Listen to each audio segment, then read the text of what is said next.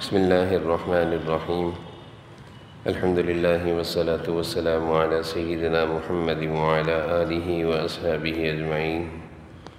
الحمد لله والصلاة والسلام على سيدنا محمد وعلى آله وأصحابه أجمعين.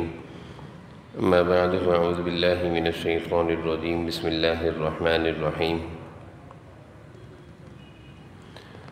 ولا تجعل يدك مغلولة إلى عنقك ولا تبسطها كل البسط فتقعد ملوما محسورا.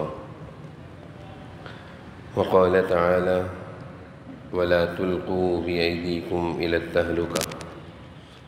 وقال تعالى يا أيها الذين آمنوا اتقوا الله ولتنظر نفس ما قدمت لغد واتقوا الله إن الله خبير بما تعملون. صدق الله العظيم. اللهم صل على سيدنا مولانا محمد وعلى آل سيدنا ومولانا محمد وبارك وسلم. میرے قابل احترام بزرگوں اور عزیز بھائیوں،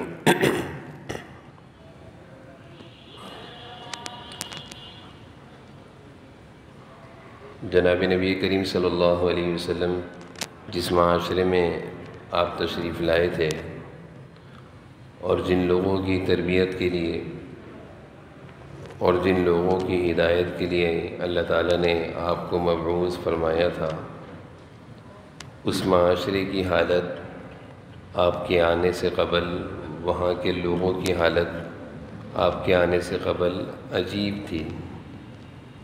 اس معاشرے کو جہالت کا زمانہ کہا جاتا ہے، جہالت کا معاشرہ۔ وہاں آدمی جتنا طاقتور تھا اتنا ہی بڑا ظالم تھا۔ دلوں میں ہمدردی نام کی کوئی چیز نہیں تھی، لوگوں کو کھلانا نہیں جانتے تھے بلکہ چھین کر کھانا جانتے تھے۔ تلواروں سے بھی زخم لگایا کرتے تھے اور بے شمار لوگوں کو، ان کے کفنوں کو تلواروں کے خون سے، تلواروں سے لال کر دیا کرتے تھے، اور ساتھ میں ان کے زبان کے زخم بھی بڑے سخت تھے، جو اشعار سے وہ لوگوں کی مذمتیں بیان کیا کرتے تھے کہ ان کے زبان کے زخم سے بھی لوگ جسمانی بیمار ہو جایا کرتے تھے۔ ہر ایک پر ظلم تھا، مظلوم ظلم کی چکی میں پیس رہا تھا اور ظلم اس پر ہوتا جا رہا تھا۔ بہت گئے گزرا معاشرہ تھا، بہت ہی زیادہ جہالت کی حدیں پار کر چکا تھا۔ اس معاشرے میں اللہ تعالیٰ نے جناب نبی کریم صلی اللہ علیہ وسلم کو نبوت دے کر مبعوث فرمایا۔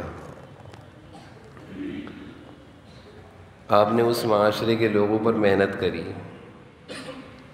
ان کو اسلام کی دعوت دی، اسلام کی تعلیمات ان کو بتائیں اور ان کی تربیت فرمائی۔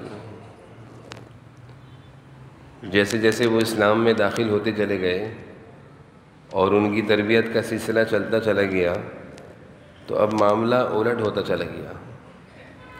پہلے وہ چھین کر کھایا کرتے تھے، اب وہ دوسروں کو کھلاتے تھے، خود بھوکے رہا کرتے تھے۔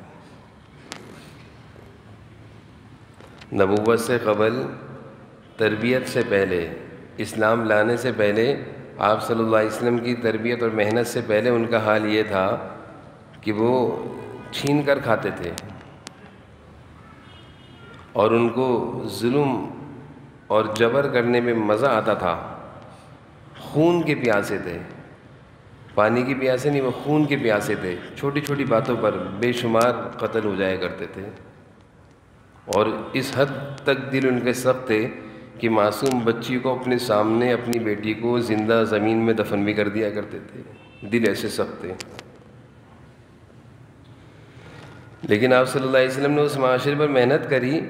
اب کیا حال ہوا کہ اب اپنا نوالا دوسرے کو کھلا رہے ہیں، گھر میں بیٹھے ہوئے ہیں اور حضرت عائشہ رضی اللہ عنہا روزے سے ہیں، افطاری کا وقت قریب ہے، ایک ہی روٹی ہے، ایک ہی چپاتی ہے، دروازہ بجتا ہے، عائشہ خادمہ سے پوچھتی دیکھ کر آؤ کون ہے، وہ بتاتی ہیں کہ مانگنے والا ہے، کہہ رہے ایک روٹی کا سوال ہے۔ عائشہ کہتی ہیں یہی جا کر دے دو اس کو۔ وہ خادمہ کہتی ہے آپ کا روزہ ہے، دن بھر سے آپ بھوکی ہیں، اس روٹی کی اس وقت آپ کو ضرورت ہے کہ نہ اس کو دے دو۔ یہ حضور صلی اللہ علیہ وسلم کی محنت تھی۔ آپ نے ایک معاشرہ بنایا تھا، ایک ریاست آپ نے تشکیل دی تھی، لوگوں کی تربیت فرمائی تھی، ان کے اندر اتنا جذبہ پیدا ہوا کہ وہ کسی کو تکلیف میں دیکھتے پریشان ہو جاتے تھے، بے قرار ہو جاتے تھے، اپنی حد تک کوشش کرتے اس کی تکلیفوں کو دور کرنے کا۔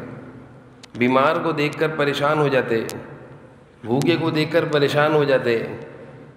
یہ ان کا مزاج آپ صلی اللہ علیہ وسلم نے بنایا ہے۔ پھر جب یہ مزاج بن گیا اور یہ تربیت آپ کی ہوئی تو مدینہ کی گلیوں کا ماحول دیکھنے کے لیے، مدینہ میں رہنے والے مسلمان ان کا ماحول دیکھنے کے لیے، ان کا آپس کا رہن سہن دیکھنے کے لیے، ان کی بھائی چارگی اور محبت اور ہمدردانہ جذبات دیکھنے کے لیے لوگ آیا کرتے تھے۔ جیسے ہم سیر و تفریح کے لیے جاتے ہیں تو مکہ کے لوگوں کے لیے اجازت تھی۔ حضور صلی اللہ علیہ وسلم نے فرمایا تھا بھائی ہمارے ہاں آنے پہ کوئی پابندی نہیں ہے، تو کوئی تمہیں کچھ نہیں کہے گا، ہم نہیں کہتے اسلام قبول کرو، آ جاؤ، دیکھو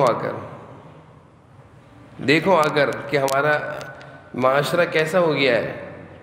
اسلام لانے سے قبل ان لوگوں کی حالت کیا تھی، آؤ اب ان لوگوں کو دیکھو۔ تو وہ لوگ آ کر دیکھتے تھے کہ یہ سب تو اتنی بھائی چارگی اور محبت سے رہتے ہیں۔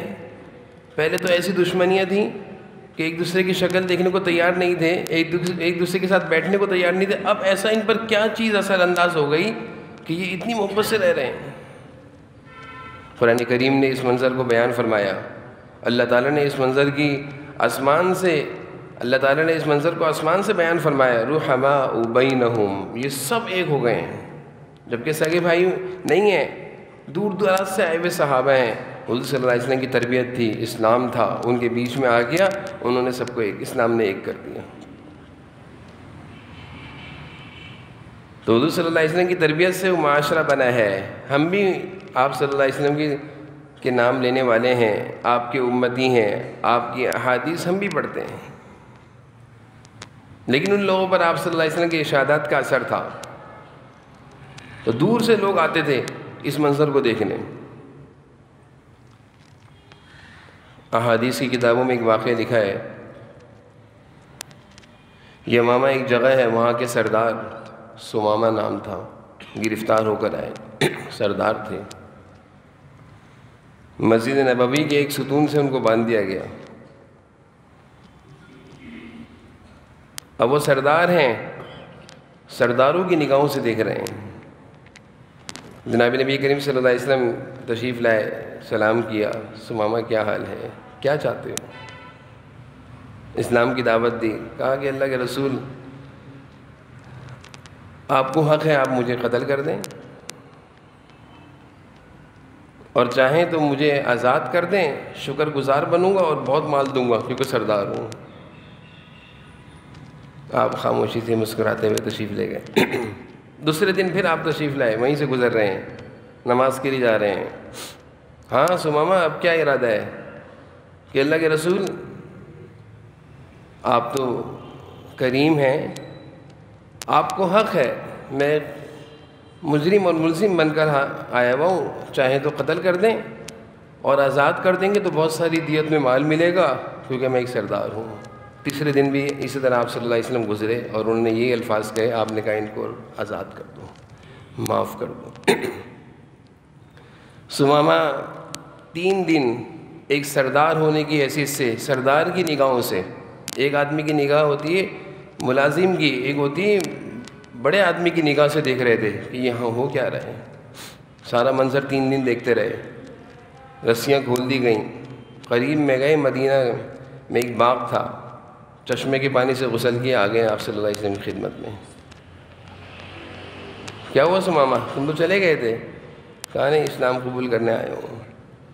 کہنے لگے اللہ کے رسول 3 دن یہاں رہا ہوں، یہاں کا ماحول اور آپ کے جانثاروں کا ماحول تربیت اور یہاں کی رہن سہن دیکھ کر آج سے پہلے مجھے آپ کی شکل نعوذ باللہ سب سے بری لگتی تھی، لیکن آج مجھے آپ کی شکل سب سے پیاری لگ رہی ہے۔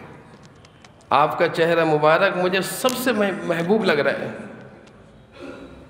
آج کے دن سے پہلے مدینہ کے نام سے چڑتی، مدینہ کے لوگوں کو تلاش کرتا تھا، کہا ہوا تھا اپنے قبیلے کے لوگوں کو کہ مدینہ کا کوئی مسافر گزر جائے تو قتل کر دینا، لیکن آج جب میں نے یہاں کا رہن سہن دیکھا ہے اور آپ کا آپس کا میل محبت خیر خواہی ہمدردی جب دیکھی ہے تو آج مجھے مدینہ سے اچھا شہر کوئی نہیں لگ رہا۔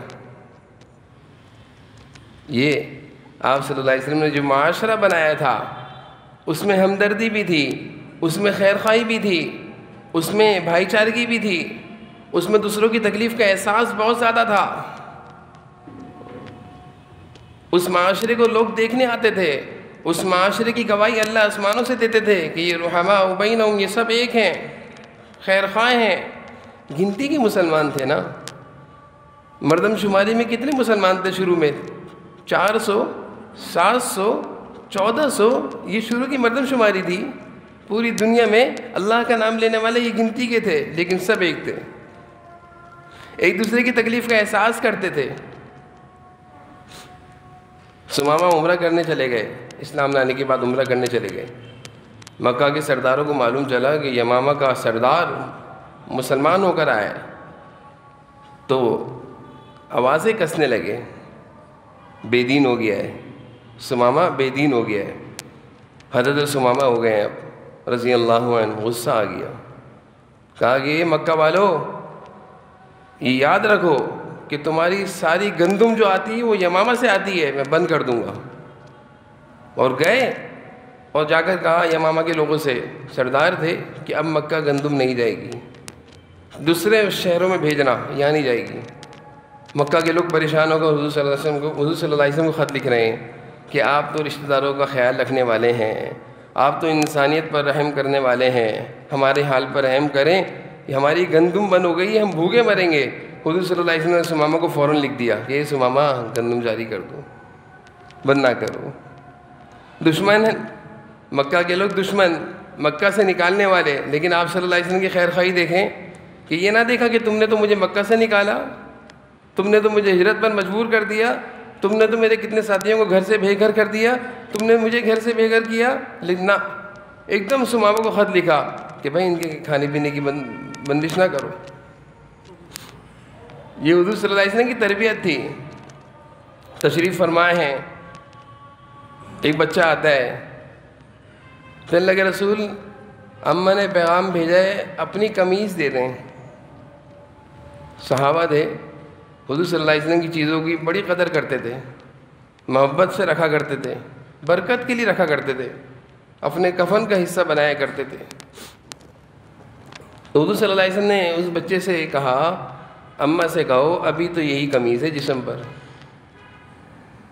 بعد میں کسی وقت آنا پھر دے دوں گا، ابھی قمیص نہیں ہے، بعد میں آنا پھر دے دوں گا۔ وہ بچہ گھر گیا، اماں جناب نبی کریم صلی اللہ علیہ وسلم نے یہ پیغام دیے کہ ابھی قمیص ہے نہیں اس کے علاوہ، تو اماں نے پیغام بھیجا کہ جو جسم پر قمیص ہے یہی دے دیں۔ جناب نبی کریم صلی اللہ علیہ وسلم گھر تشریف لے گئے، قمیص اتاری، اس بچوں کو دے دی، جاؤ لے جاؤ۔ یہ تو آپ کے اندر جذبے تھے، سخاوت کہہ لیں، ہمدردی کہہ لیں، کسی کی خواہش کو پورا کرنا کہہ لیں، سب کہہ سکتے ہیں۔ نماز کا وقت ہو گیا، آنے میں تاخیر ہو گئی، صحابہ نے معلوم کرنے پر معلوم چلا کہ اندر حضور صلی اللہ علیہ وسلم موجود ہے، قمیص نہیں ہے کہ باہر پہن کر تشریف لے آئے۔ قرآن کریم کی آیت اتری وَلَا تَجْعَلْ يَدَكَ مَغْلُولَةً إِلَىٰ عُنُقِكَ وَلَا تَبْسُطْهَا كُلَّ الْبَسْطِ، نہ اتنا ہاتھ بند کرو کہ بالکل خرچ نہ کرو، اور نہ اتنا دو کہ سب کچھ دے دو۔ اللہ تعالیٰ روک رہے ہیں۔ آپ صلی اللہ علیہ وسلم تشریف فرمائے ہیں، دیکھتے ہیں قبیلے کے لوگ آ رہے ہیں، اور ان کی جسمانی حالت دیکھ کر آپ صلی اللہ علیہ وسلم پریشان ہو گئے۔ صحابہ عرض کرتے ہیں چہرے کا رنگ متغیر ہو گیا، گھر کے اندر تشریف لے جا رہے ہیں، باہر تشریف لا رہے ہیں، جیسے کوئی آدمی پریشان ہو تو پریشانی میں اندر باہر آنا جانا کرتا ہے کسی معاملے میں کہ کیا ہو گیا، پریشان ہوں، کبھی اندر کبھی باہر۔ حضرت بلال کو حکم دیا، اے بلال اذان دو نماز کی۔ اذان دی، سارے صحابہ جمع ہو گئے نماز کے لیے، نماز ہوئی، خطبہ دیا آپ صلی اللہ علیہ وسلم نے، قرآن کریم کی آیت پڑھی، یا ایھا الذین آمنوا اتقوا اللہ ولتنظر نفس ما قدمت لغد، اے لوگو اللہ سے ڈرو اور کچھ خرچ کرو، مسلمانوں کا کچھ خیال کرو، کسی کی تکلیف کا احساس کرو۔ ترغیب دے رہے ہیں، کسی کی تکلیف کا احساس کرو، بے مروت اور سخت دل اور بے رحم دل مت بنو، اپنے کانوں کو بند مت کرو، اپنی آنکھوں کو بند مت کرو، حالات کا جائزہ لیتے رہو کہ کون کس جگہ کا مسلمان پریشان ہے۔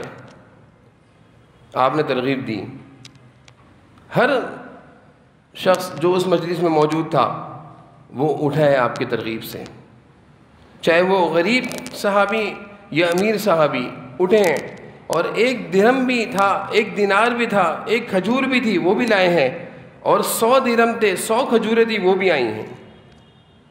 دیکھتے ہی دیکھتے 2 ڈھیر لگ گئے، ایک کھانے پینے کی اشیاء کے، ایک پہننے اوڑھنے کی اشیاء کے۔ وہ قبیلے کے لوگ، نہ ان کے پاس کھانے پینے کی اشیاء تھی نہ پہننے اوڑھنے کی اشیاء تھیں، قبیلے مضر کے لوگ تھے۔